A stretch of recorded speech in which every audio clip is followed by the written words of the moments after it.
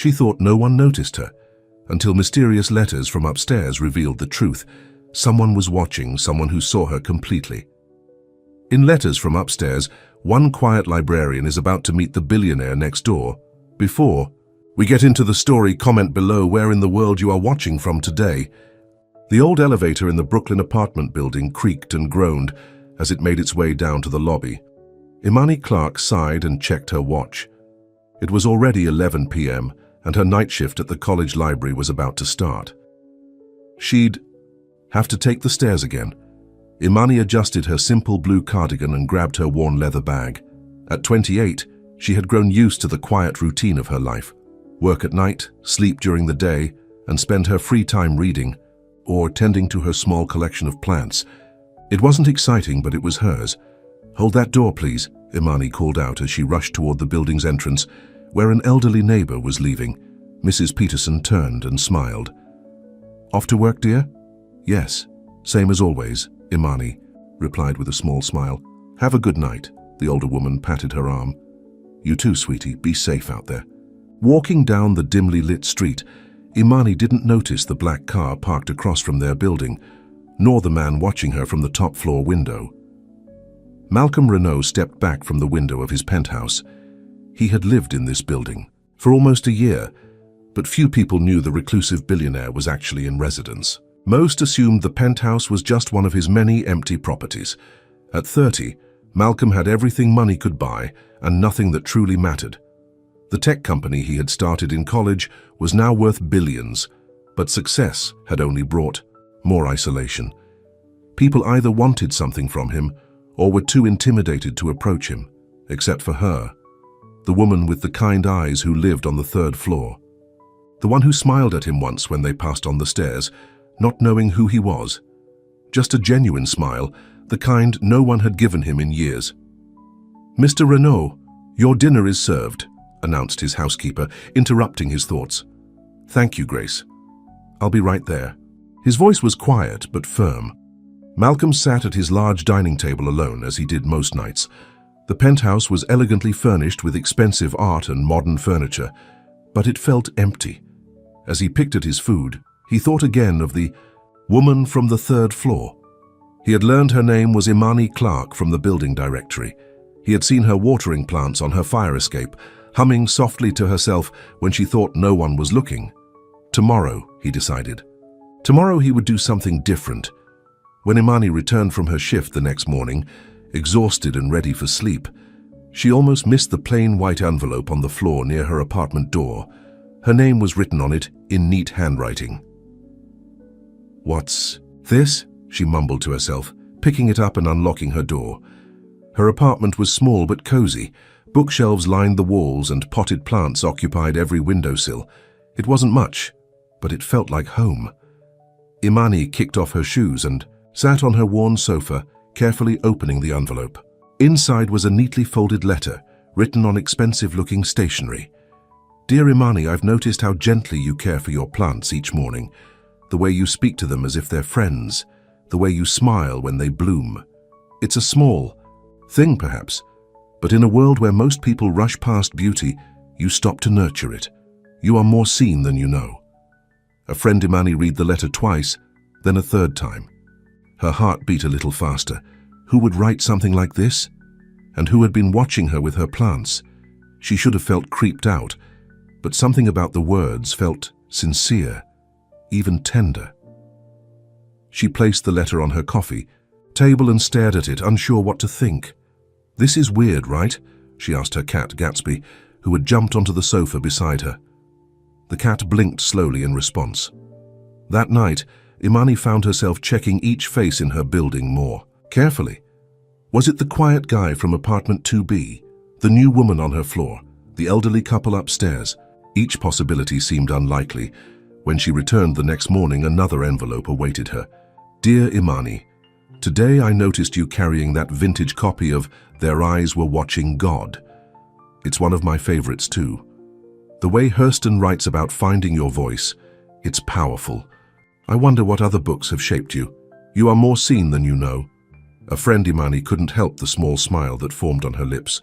Who was this person who noticed such details about her? She had indeed been carrying that book. Having just checked it out from the library for a reread, the letters continued to appear every few days. Each one mentioned something small about her that most people would never notice. The yellow scarf she wore when it rained, how she always left breadcrumbs for the birds in the park across the street, the way she quietly helped Mrs. Peterson with her groceries. After 2 weeks, Imani found herself looking forward to the letters. They made her feel something she hadn't felt in a long time. Special, noticed, important. "I got another one," she told her friend Tasha over coffee one afternoon. Tasha raised an eyebrow. "Are you sure this isn't some stalker situation? It's kind of creepy that someone's watching you so closely." "I know it should feel that way," Imani admitted, "but it doesn't. The letters are never invasive or inappropriate. They're just kind." "So who do you think it is?" Tasha asked, stirring her coffee. "I have no idea. I've been trying to figure it out." Imani sighed. "Part of me doesn't want to know. What if I'm disappointed? Or what if he's gorgeous and totally into you?" Tasha countered with a grin. Imani rolled her eyes but couldn't help smiling. "I doubt it's that simple." From his penthouse, Malcolm watched as Imani left the building with her friend. He knew it was strange, writing to her this way, but normal approaches seemed impossible. If he introduced himself as Malcolm Renault, she would see the billionaire, not the man, the headlines, not the person. His phone rang, disrupting his thoughts. "Yes," he answered. "Mr. Renault, the board is requesting your presence at tomorrow's meeting," his assistant informed him. "They're concerned about your public absence affecting stock prices." Malcolm frowned. "Schedule it for 2 p.m. I'll be there." After hanging up, he returned to his desk where a blank sheet of stationery waited. He had spent most of his life hiding behind emails and conference calls. These letters were the most honest words he had written in years. The next morning, Imani found a new letter. "Dear Imani, last night I heard you humming on the fire escape. It was Claire de Lune, wasn't it? The melody stayed with me all evening. Music has a way of saying what words cannot. You are more seen than you know. A friend, Imani." Felt a flutter in her chest. This time she decided to respond in her own way. She put on the green sweater the letter writer had once complimented and deliberately left a book, Letters to a Young Poet by Rilke, visible in her hand as she left for work. It was a small gesture, but it felt like the beginning of a conversation. Days passed, and the letters continued. Imani began leaving small replies, wearing things mentioned in the letters, reading books referenced, or leaving a potted plant outside her door with a note that simply said, "For a friend who sees." The next morning, the plant was gone, replaced by another letter thanking her. Imani found herself falling for someone she had never met, someone who saw her in ways no one else did. It was both thrilling and terrifying. "I think she knows I exist now," Malcolm told his only real friend Daniel over the phone. "You mean the woman you've been writing anonymous letters to like some kind of Victorian poet?" Daniel chuckled. "When are you going to actually talk to her like a normal person?" "It's not that simple," Malcolm sighed. "Once she knows who I am, she'll..." "No, you're an actual human being, not just words on paper," Daniel interrupted. "This can't go on forever, Mal." Malcolm knew his friend was right, but the thought of seeing disappointment in Imani's eyes when she realized who he was made his stomach twist. One rainy evening, Imani was returning from the library when she noticed unusual activity around her building. Several news vans were parked outside and reporters stood under umbrellas, cameras ready. "What's going on?" she asked the doorman. "Haven't you heard?" he replied, looking excited. "The rumors were true. Malcolm Renault, you know, the billionaire. He's been living in the penthouse all this time. Someone from his company leaked it to the press." Imani's heart skipped. "The penthouse? I thought no one lived there. He's very private. Barely see him. Myself and I work here every day, but he's definitely up there." Imani rode the elevator in a daze. Malcolm Renault, the tech genius whose face occasionally appeared in news articles. He had been living above her all this time. When she reached her floor, an envelope waited by her door. With shaking hands, she opened it. "Dear Imani, by now, you've probably heard. I wanted to tell you myself, but I was afraid. Afraid that once you knew who I was, Everything would change. That you would see the headlines instead of me. I'm the one who's been writing to you, and I would like to finally meet you properly. If you're willing, I'll be waiting on the rooftop garden at sunset tomorrow. You are more seen than you know. Malcolm Imani. Leaned against her door, the letter clutched to her chest. Malcolm Renault had been watching her, writing to her all this time. The reclusive billionaire had noticed her when no one else did. Was it all just a game to him? Was she some amusement for a bored rich man? Or was there something real in those letters? She didn't know whether to feel special or foolish as she entered her apartment, closing the door on the outside world and the man who had seen her all along. A small silver key fell from the envelope she was still holding. The key to the rooftop garden. Imani stared at it, her heart pounding. Tomorrow at sunset she would finally come face to face with the man behind the letters, the man who had been upstairs all along. Imani barely slept that night. The letter from Malcolm Renault lay on her nightstand, and the small silver key seemed to shine in the dim light of her bedroom. She picked up the key again, turning it over in her fingers. Was she really considering meeting him? "What would you do, Gatsby?" she asked her cat, who was curled at the foot of her bed. The cat yawned in response. By morning, reporters were still camped outside the building, hoping to catch a glimpse of the elusive billionaire. Imani had to push past them to get to the library for her shift. "Excuse me, do you live in the building? Have you ever seen Malcolm Renault?" a reporter asked, shoving a microphone in her face. "No comment," Imani mumbled, hurrying past. It felt strange to lie, even though she had never actually seen him in person. At the library, Imani couldn't focus. She misplaced books and jumped whenever someone approached the front desk. Her co-worker James noticed her distraction. "You okay? You seem a million miles away today," he said, helping her sort returned books. "I'm fine. Just didn't sleep well," she replied, not meeting his eyes. James leaned against the desk. "You know, there's a rumor going around that the famous Malcolm Renault lives in your building. Is it true?" Imani's hands froze momentarily. I don't know. I mind my own business." "Well, if you ever meet him, put in a good word for me," James joked. "I've got some great app ideas." Imani managed a weak smile and returned to her work. As the hours passed, her mind kept drifting to the rooftop garden and what waited for her there. In his penthouse, Malcolm paced anxiously. The news of his residence had spread faster than he'd anticipated. His phone had been ringing non-stop, with calls from his PR team, business partners, and board members. "I need some privacy, at least for today," he told his assistant over the phone. "No meetings, no calls unless it's an emergency." "Sir, the board is demanding a statement about the leak, and the press office says, 'Tomorrow,'" Malcolm interrupted, firmly. "I'll deal with everything tomorrow." After hanging up, Malcolm walked to his window. He could see reporters still gathered at the entrance to the building. This wasn't how he wanted Imani to find out who he was. The letters were supposed to be a bridge, a way to connect without his wealth and status getting in the way. Now that bridge felt shaky at best. Would she come to the rooftop? Or would she see him as just another rich man playing games? Malcolm had never felt so nervous in his life, not during multi-billion-dollar negotiations, not during television interviews. Watched by millions, this was different. This was real. Tasha called Imani during her lunch break, her voice excited. "Girl, is it true? The Malcolm Renault lives in your building?" Imani sighed. "Apparently." "And you never told me? This is huge. He's like one of the richest men under 40 in the country. And he's single." "I didn't know until yesterday," Imani replied honestly. She hesitated, then added, "Tasha, there's something else."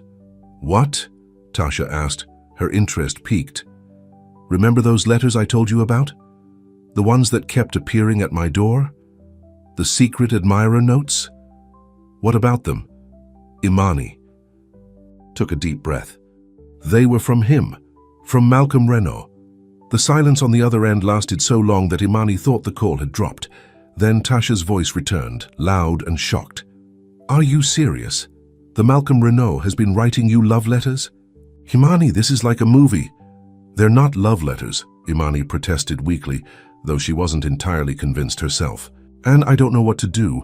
He wants to meet me today at sunset on the rooftop garden. And you're hesitating because... Tasha sounded incredulous. Because what if it's all some kind of joke? What would a man like that want with someone like... Me? Imani Clark, you listen to me, Tasha said firmly. You are beautiful, smart and kind. Any man would be lucky to have you. Billionaire or not. After the call ended, Imani stared out the library window. Sunset was in 5 hours. She had until then to decide. Back at her apartment after her shift, Imani stood in front of her closet, still undecided. The key to the rooftop felt heavy in her pocket. If she went, what would she wear? If she didn't go, would she regret it forever? She pulled out a simple green dress, the color he had once mentioned in a letter, saying it reminded him of hope. She laid it on her bed, then stepped back unsure. This is crazy, she muttered to herself. He's a billionaire. I'm a librarian. This doesn't happen in real life. But the letters had been real. The words had touched something in her that had been dormant for years, a hope that someone could see her, truly see her. On the top floor of the building, Malcolm adjusted the small table he had set up in the rooftop garden. The evening was warm, with a gentle breeze. The setting sun cast a golden glow over the potted plants and climbing vines that made the space feel like a secret oasis above the city. He had prepared everything himself, dismissing his usual staff. A bottle of wine, 2 glasses, and a simple meal from his favorite local restaurant, nothing too extravagant. He wanted tonight to be about the connection they had formed through his letters, not about his wealth. As the sun began to set, Malcolm checked his watch. Would she come? The uncertainty was almost unbearable. Imani stood in front of her mirror wearing the green dress. Her hair was down around her shoulders, and she wore minimal makeup. She looked like herself, the self she had always been. She picked up the last letter, reading it one more time. You are more seen than you know. Those words had become a lifeline in her quiet existence. Whether this meeting was a beginning or an ending, she needed to know the person behind them. Taking a deep breath, she picked up the small silver key and left her apartment. The elevator ride to the top floor seemed both too short and too long. When the doors opened, Imani found herself in a hallway she had never visited before. At the end was a door marked Roof Access. Her hand trembled slightly as she inserted the key. The door swung open to reveal a garden that seemed like something from a dream.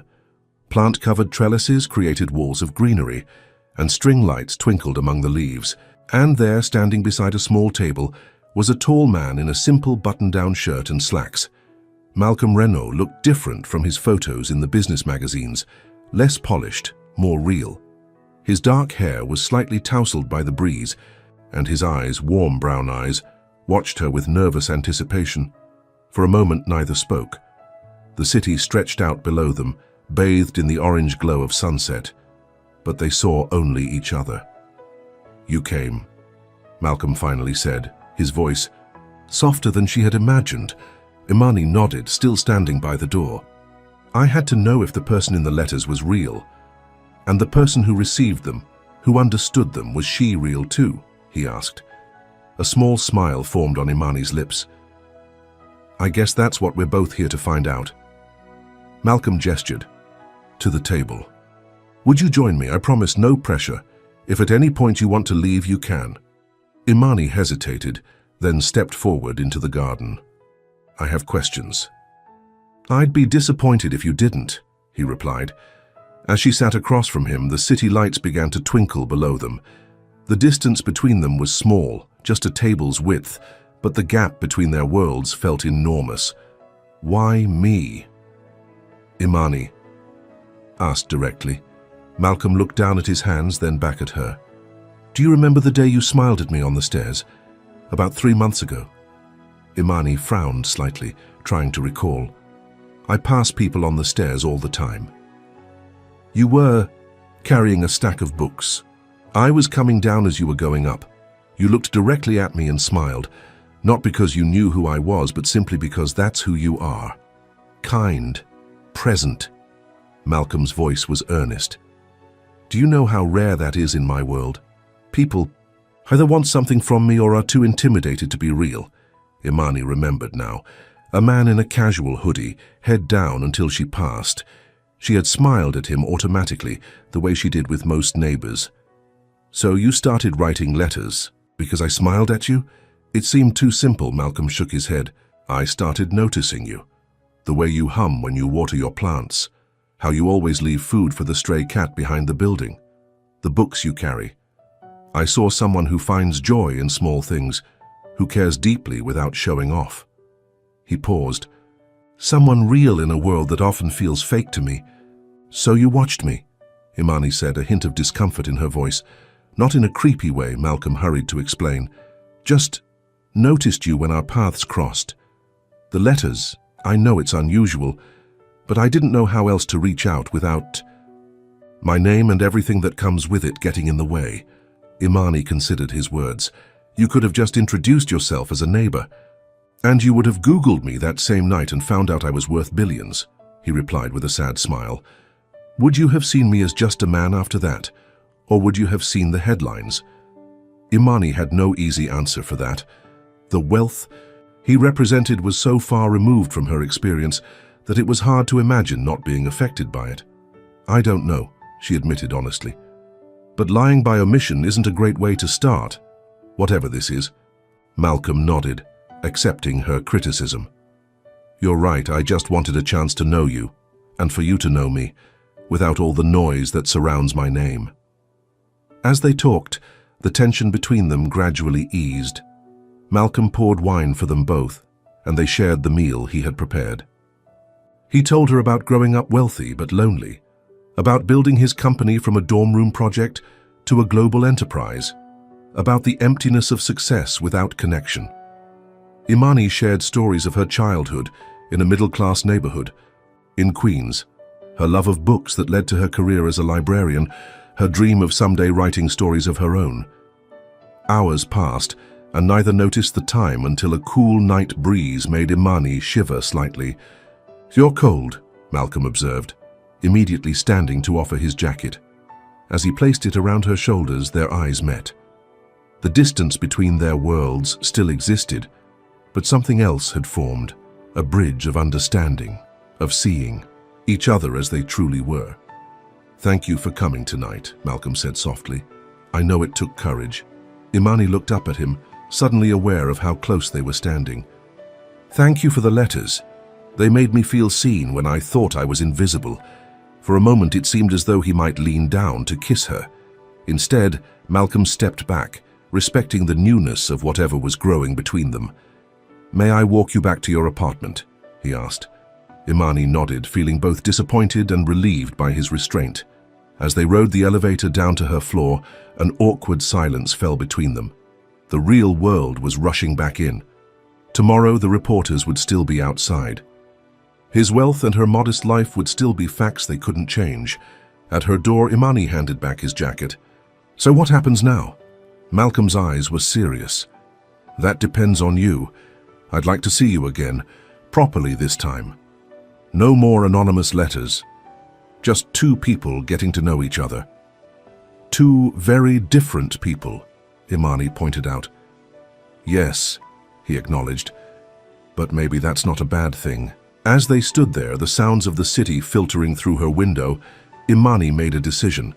She would step into this uncertainty, this improbable connection, and see where it led.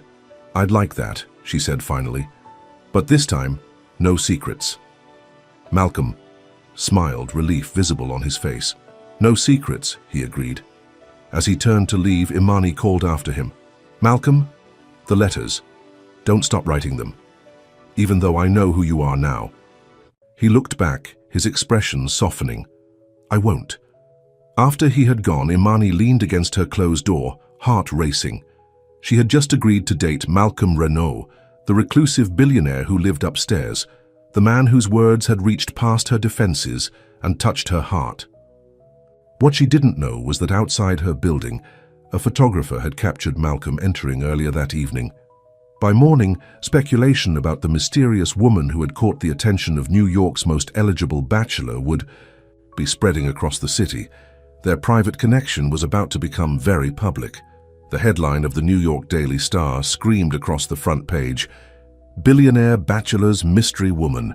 Who has captured Malcolm Renault's heart?"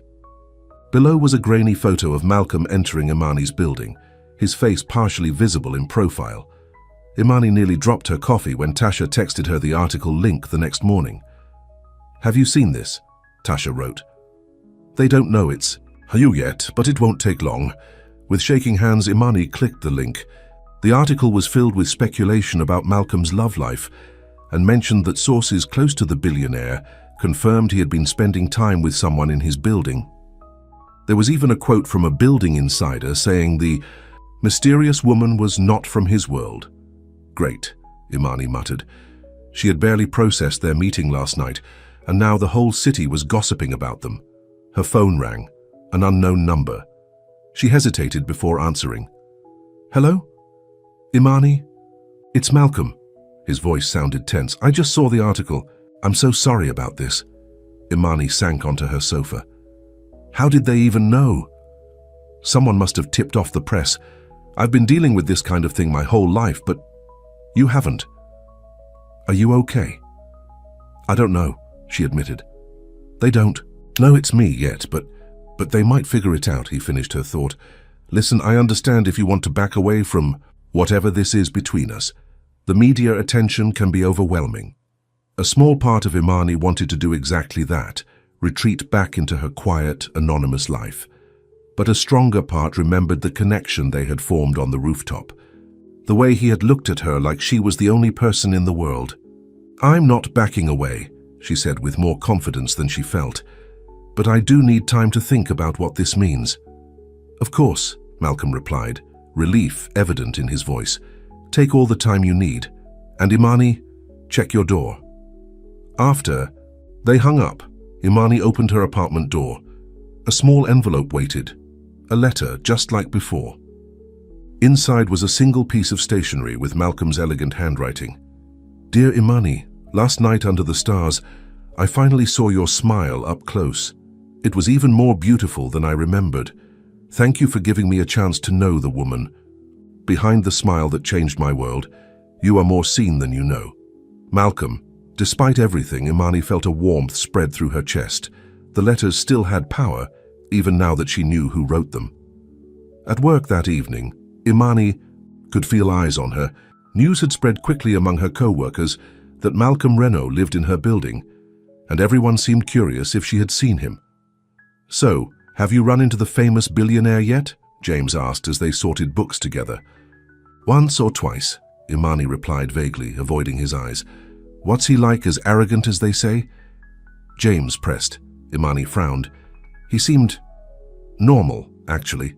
Before James could ask more questions, their supervisor called him away, leaving Imani alone with her thoughts. She hadn't told anyone about her meeting with Malcolm except Tasha. It felt too new, too fragile to share. As she was leaving the library after her shift, Imani spotted a sleek black car parked across the street. The window rolled down to reveal Malcolm's face. "Need a ride?" he asked with a small smile. Imani hesitated, looking around to see if anyone was watching. "Won't people see us together?" "They will eventually anyway," Malcolm pointed out.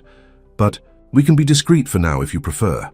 After a moment's hesitation, Imani slid into the passenger seat. The car's interior was luxurious but understated, like Malcolm himself. "How was work?" he asked as they pulled away from the curb. The normalcy of the question made Imani smile. "It was fine. People are asking about you." "People are always asking about me," Malcolm replied with a resigned shrug. One of the downsides of success. As they drove, Malcolm told her about his day. Meetings with investors, calls with his development team, the constant pressure of running a global tech company. Imani listened, trying to imagine a life so different from her quiet days among books. "Sorry," he said finally. "I'm boring you with business talk." "No," Imani said honestly. "I'm just trying to understand your world." Malcolm glanced at her, his expression softening. "My world feels a lot less empty with you in it." When they reached their building, Malcolm's driver pulled into a private garage beneath the structure. "To avoid the photographers out front," Malcolm explained. They rode the elevator in comfortable silence, Malcolm's hand lightly touching hers. When they reached her floor, he hesitated. "Would you like to have dinner tomorrow? At my place?" he asked. "I could cook for you," Imani raised an eyebrow. "You cook?" "Don't look so surprised," Malcolm laughed. "I wasn't always wealthy. I had to feed myself through college before the company took off." "I'd like that," Imani said with a smile. As she turned to go, Malcolm caught her hand and gently pulled her back. For a moment, they stood close, his eyes questioning. Then, slowly, he leaned down and kissed her, a soft, tender kiss that felt like a promise. "Good night, Imani," he whispered against her lips. "Good night," she replied, her heart racing as she stepped off the elevator. The next morning, a loud knock woke Imani from a peaceful sleep. When she opened the door, her neighbor Mrs. Peterson stood there, eyes wide with excitement.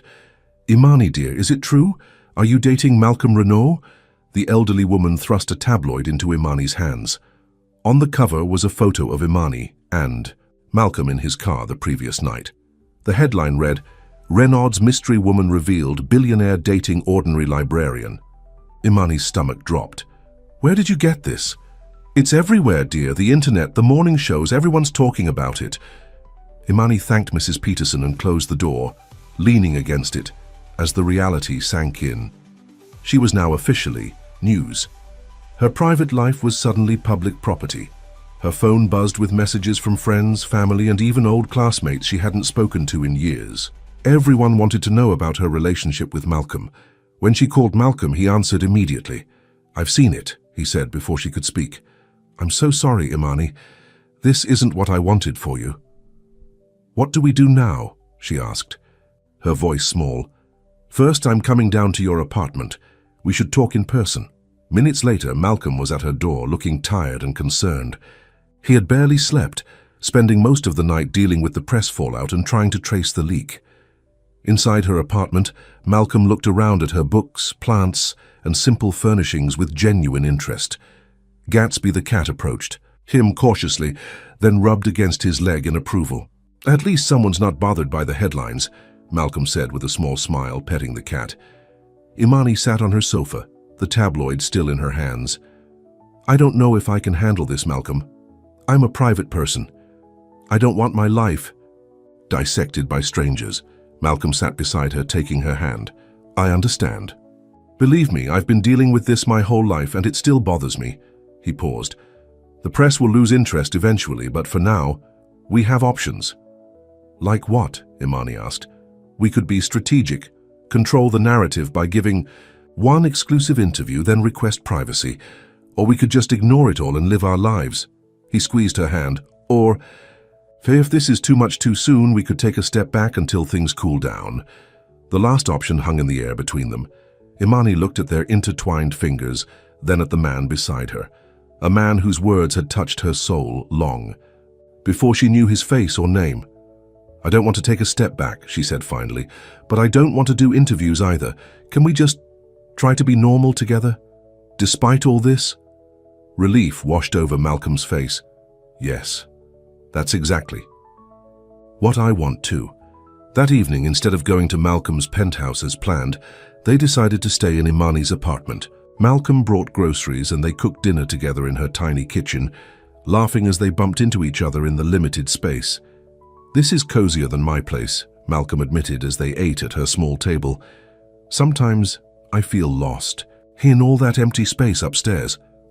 "We could always move the plants from your rooftop garden down here," Imani joked. "Make it even cozier." Malcolm looked at her thoughtfully. "You know, that's not a bad idea." "What? Turning my apartment into a jungle?" "No," Malcolm laughed. "But maybe finding a middle ground. A place that's neither my world nor yours, but ours."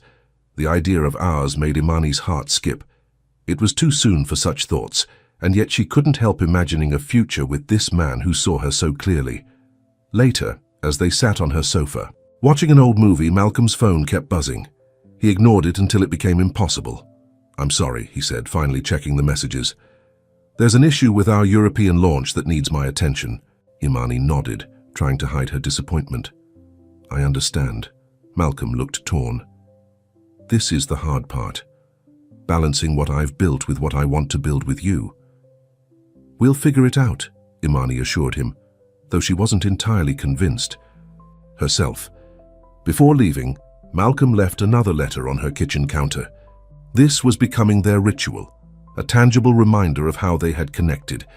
After he was gone, Imani opened the envelope. Dear Imani, tonight, in your small kitchen, watching you move with such grace in a space that is truly yours, I realized something important.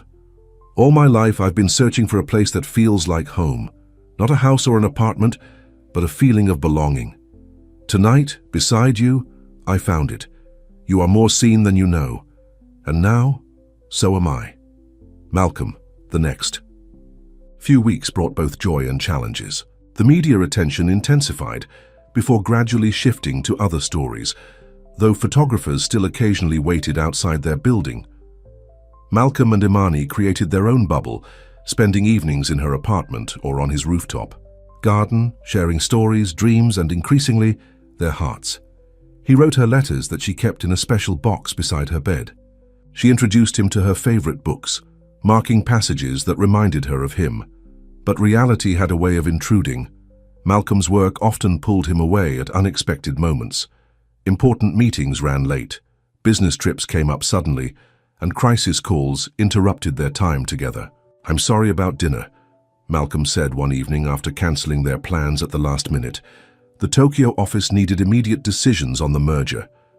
It's okay, Imani replied, though the disappointment was clear in her voice. I understand. Your work is important. Not more important than you, Malcolm insisted. But as weeks passed, Imani began to wonder if that was true.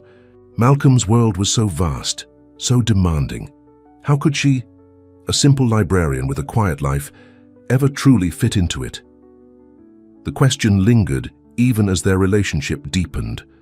They were falling in love. Neither had said the words yet, but both felt it growing between them.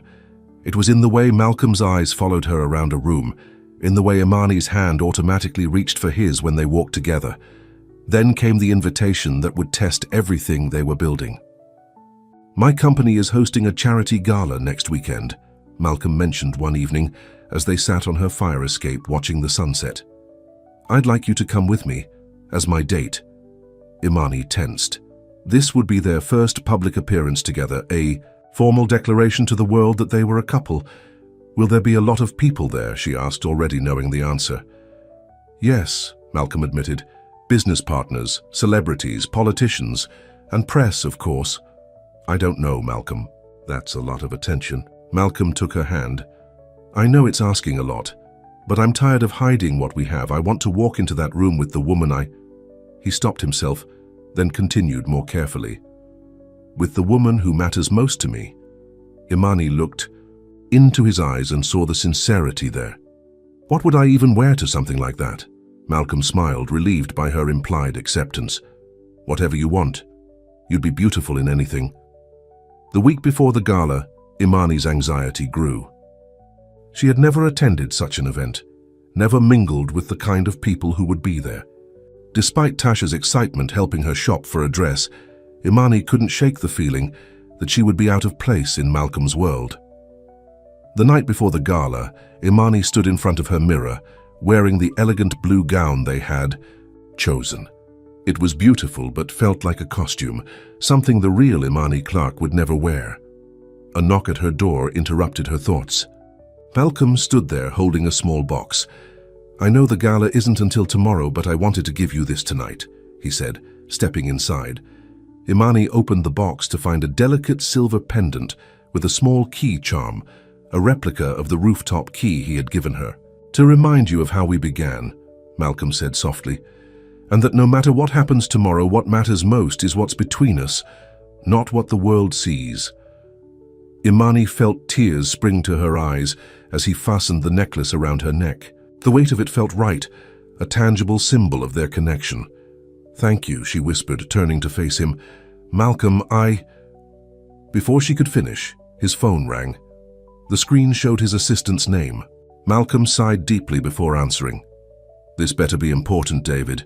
Imani watched as Malcolm's expression changed from annoyance to shock. Whatever news he was receiving, it wasn't good. When did this happen? Who leaked it? Malcolm demanded, his voice tense. I'll be there in 20 minutes. He hung up, his face grim. What's wrong? Imani asked, suddenly afraid. Someone from inside the company has been selling information to our competitors, Malcolm explained, already moving toward the door. Critical security protocols, upcoming product details, years of work potentially compromised. Do you know who did it? Malcolm's jaw tightened. I have my suspicions. I need to handle this tonight. Of course, Imani said, understanding the gravity of the situation. Go. At the door, Malcolm turned back. This won't affect tomorrow. I promise I'll be back in time for the gala. After he left, Imani touched the key pendant around her neck. Tomorrow she would step fully into Malcolm's world for the first time. She only hoped she wouldn't lose herself in it. What she didn't know was that across town, a woman from Malcolm's past was planning her own appearance at the gala. Someone who had her own history with the billionaire, and who saw Imani as nothing more than an obstacle to be removed. The night of the gala arrived, and Imani stood in her apartment, ready but nervous. Her blue gown flowed elegantly to the floor, and the key pendant from Malcolm rested against her collarbone. She had styled her hair in a simple updo and applied minimal makeup, wanting to feel as much like herself as possible. Malcolm had called earlier, assuring her he had handled the company crisis and would pick her up at 7. As the clock neared, that hour Imani's anxiety grew. In just a few hours she would be standing beside one of the most powerful men in New York, surrounded by people who lived in a world she could barely imagine. At precisely 7, a knock came at her door. Malcolm stood there in a perfectly tailored tuxedo, looking handsome but tired from his long night dealing with the security breach. You look beautiful, he said, his eyes taking in every detail of her appearance. Absolutely stunning. Imani felt a blush rise to her cheeks. You don't look so bad yourself. Malcolm smiled, some of the tension leaving his face. Are you ready for this? As ready as I'll ever be, she replied honestly. In the car ride to the hotel where the gala was being held, Malcolm briefed her on who they might encounter. Business. Partners, celebrities, politicians, names Imani had only seen in magazines. He squeezed her hand reassuringly when he noticed her growing nervousness. Just be yourself, he said softly. That's who I want beside me tonight. When they arrived, photographers lined the entrance, flashbulbs creating a disorienting wall of light. Malcolm protectively placed his arm around Imani's waist as they walked the short distance from the car to the door. Malcolm, over here. Mr. Renault, who's your date? Miss, look this way. The shouted demands of photographers made Imani flinch, but Malcolm guided her steadily forward, his hand warm and secure against her back. Inside, the ballroom was a scene from another world. Crystal chandeliers cast a golden glow over elegantly. Dressed guests, a string quartet played softly in one corner, while waiters in crisp uniforms circulated with champagne and hors d'oeuvres. Malcolm Renault. There you are, called a distinguished older man, approaching them with a wide smile. And who is this lovely young lady? Senator Collins, this is Imani Clark, Malcolm introduced them.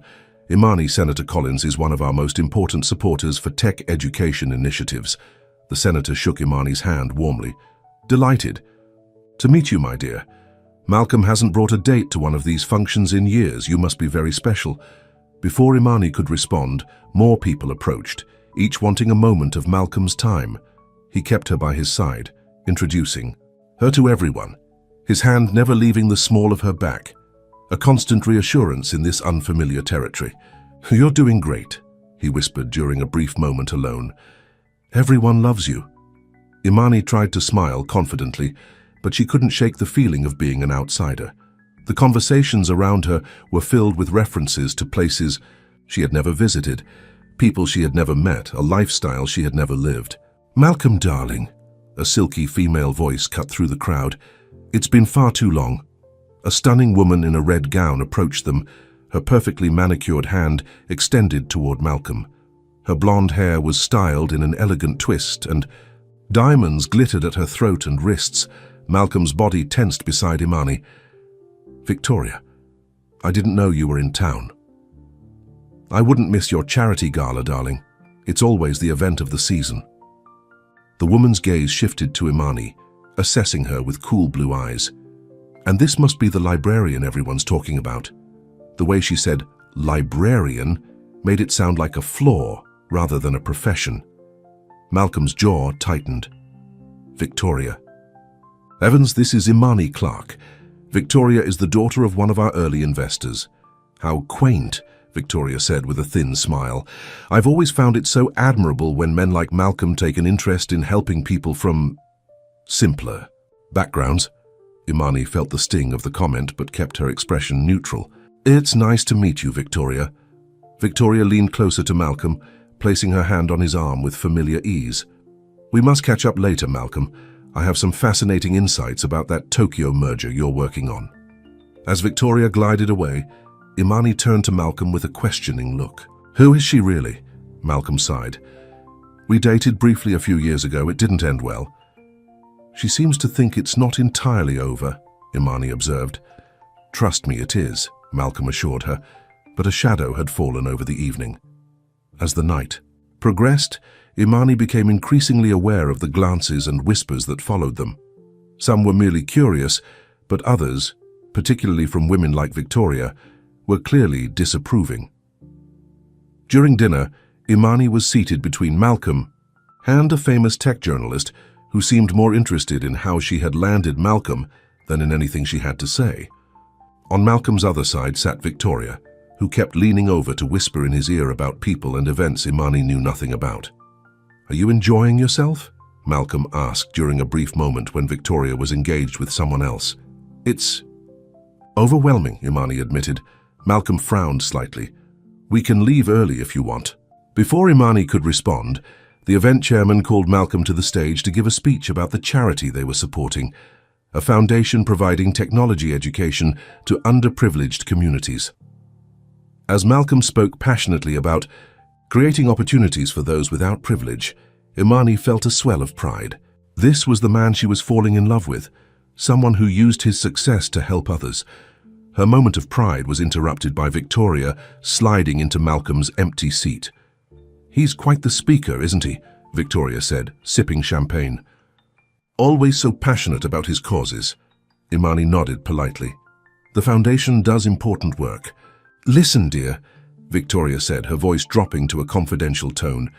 You seem like a nice girl, so let me give you some advice. Men like Malcolm, they may play at being regular people, but they're not. They live in a different world, and eventually, they always return to it. You don't know Malcolm as well as you think, Imani replied evenly. Victoria laughed softly. Don't I? I've known him for years. We share the same friends, the same background, the same understanding of how this world works. She gestured around. The ballroom. This is his natural habitat, not some cozy apartment with plants and books. The words hit a nerve, voicing fears Imani had been trying to suppress. Could Malcolm really be content with her simple life when his own was so grand? Malcolm and I have a connection that goes beyond superficial things, Imani said with more confidence than she felt. Victoria's smile was predatory. Connections fade, dear. Reality remains. You'll see. When Malcolm returned to the table, he immediately sensed Imani's discomfort. What did she say to you? He asked quietly. Nothing that matters, Imani replied, not wanting to create a scene. But Victoria's words had planted seeds of doubt that were difficult to ignore. Throughout the rest of the evening, Imani found herself watching Malcolm in this environment. How easily he moved among the wealthy and powerful. How at home he seemed in this world of privilege. By the time they left, Imani was emotionally exhausted. In the car ride back to their building, Malcolm noticed her unusual silence. What's wrong? He asked, taking her hand. And don't say nothing, I know you better than that. Imani looked out the window at the city lights passing by. Do you? Sometimes I wonder if we really know each other at all. Your world and mine. How so different, Malcolm? Is this about Victoria, whatever she said? It's not just about her, Imani interrupted. It's about all of it. Tonight made me realize how far apart our lives really are. You belong in that world of galas and important people. I don't. Malcolm turned to face her fully. I don't belong there any more than you do. That world, it's part of my business, not who I am. He squeezed her hand. The real me is the one who writes you letters. The one who feels more at home in your tiny kitchen than in any ballroom. Imani wanted to believe him, but doubts lingered. How can you be sure? What if you wake up one day and realize you need someone who understands that part of your life? Someone like Victoria? Because I love you, Malcolm said simply. The words hung in the air between them. It was the first time either had said it aloud. I love you, Imani Clark, he repeated. Not because you fit or don't fit into some artificial world, but because when I'm with you, I'm real. And that's something I've been searching for my entire life. Tears filled Imani's eyes. I love you too, she whispered. That's why I'm so afraid of losing you. When they reached the building, Malcolm suggested they go to the rooftop garden, the place where they had first met face to face. Under the stars, surrounded by plants and string lights, he took both her hands in his. I need to tell you something, he said seriously. The security breach at my company. It was Victoria. Imani stared at him in shock. What? How do you know? We traced the leak, Malcolm explained. She used old access codes I had given her years ago when we were together. She's been selling information to competitors for months. But why would she come to the gala tonight? Wasn't she afraid you'd know? Malcolm shook his head. She didn't know we had discovered her, and she came because she found out about you, about us. She thought she could drive a wedge between us, make me doubt what we have. She almost succeeded, Imani admitted. She made me question whether I could ever really fit into your life. Malcolm stepped closer, his eyes intent on hers. You're not meant to fit into my life, Imani. We're meant to build a new life together. One that takes the best of both our worlds. He reached into his pocket and pulled out a small envelope, another letter. Imani opened it with trembling fingers. Dear Imani, tonight, as you step into what others call my world, I want you to know a truth I've carried in my heart since the day you first smiled at me. My world was empty before you. It was full of things but devoid of meaning. You brought color to a life that was only shades of gray. If I could give you anything, it would be the certainty that you are exactly where you belong, beside me, not because you fit into some preconceived notion of who should be there, but because you have created a space that exists only for us. You are more seen than you know, and I am more loved than I ever dreamed possible. Yours always, Malcolm. As Imani looked up from the letter, Malcolm knelt before her, a small velvet box in his hand. I had planned to wait, he said softly, to give us more time, but tonight made me realize that time isn't what matters. Certainty is, and I have never been more certain of anything in my life than I am of us. He opened the box to reveal a ring with a simple but elegant diamond. I chose this because it reminded me of you, beautiful without trying to be, valuable not for how it looks but for what it is. Imani's heart raced as Malcolm continued. Imani Clark, you saw me when I was invisible. You loved me for who I am, not what I have. Will you marry me? Will you help me build a life that belongs to neither your world nor mine, but to us alone? Tears streamed down Imani's face as she nodded. Yes, she whispered. Yes. Malcolm slipped the ring onto her finger, then stood and pulled her into his arms. Their kiss was a promise of understanding, of acceptance, of a love that had begun with anonymous words and grown into something unshakable. 6 months later, Imani stood on the balcony of their new home, a brownstone in Brooklyn they had renovated together. It was neither as grand as Malcolm's penthouse nor as modest as her old apartment, but it was perfectly theirs. Books lined, the walls plants thrived in every room, and a small garden flourished on the rooftop. Malcolm joined her, wrapping his arms around her waist from behind. What are you thinking about, Mrs. Renault? Imani smiled at the name she was still getting used to. About letters, and how the words we write can change our lives. On the table inside lay a leather-bound book, a wedding gift from Malcolm. Inside were all the letters he had written her, preserved alongside photographs of their journey together. The final page held the most recent letter, written on their wedding day. Dear Imani, today, as we join our lives together, I am reminded of how this all began, with words left at your door, words that tried to capture what I saw in you when the rest of the world walked by without noticing. Now, as your husband, I make this promise. I will see you every day of our lives together. I will notice the small things, the way you smile when you're lost in a book, how you hum while tending to your plants, the kindness you show to strangers without thought of return. You taught me that being seen, truly seen, is the greatest gift one person can give another, and I will spend my life trying to return that gift to you. You are more seen than you know, more loved than words can express, and more essential to me than breath itself. Forever yours, Malcolm. I have something. For you, Imani said, turning in his arms. She handed him an envelope, her first letter to him. I thought it was time I wrote back. As Malcolm read her words, his eyes filled with tears of joy. The woman who had once been invisible had found her voice, and the man who had everything had found the one thing he truly needed.